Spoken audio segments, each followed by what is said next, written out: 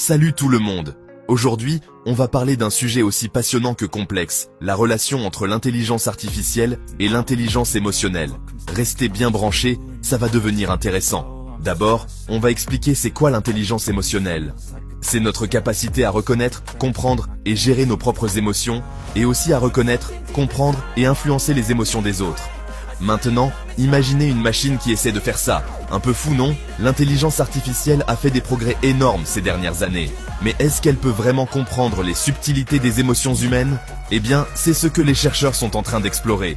Il existe des systèmes d'IA qui analysent les expressions du visage, le ton de la voix et même les textes pour évaluer les émotions.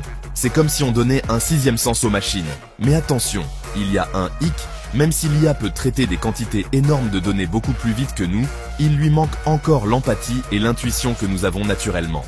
Par exemple, une IA peut détecter la tristesse dans la voix de quelqu'un, mais comprendre le contexte derrière cette tristesse, c'est une autre paire de manches. Alors, pourquoi c'est important tout ça? Parce qu'intégrer l'intelligence émotionnelle à l'IA pourrait révolutionner des domaines comme le service client, la santé mentale et même les relations personnelles. Imaginez un thérapeute IA qui peut comprendre et répondre à vos émotions en temps réel. Les possibilités sont infinies. Bien sûr, cela soulève aussi des questions éthiques. Jusqu'où devons-nous nous fier aux machines pour le soutien émotionnel?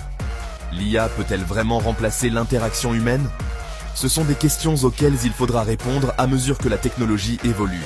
Alors, qu'en pensez-vous? L'IA et l'intelligence émotionnelle peuvent-elles coexister harmonieusement, ou est-ce qu'on se dirige vers un futur de malentendus robotiques? Dites-moi tout dans les commentaires. Et n'oubliez pas de liker, vous abonner et activer la cloche des notifications pour plus de réflexions sur la technologie. À la prochaine.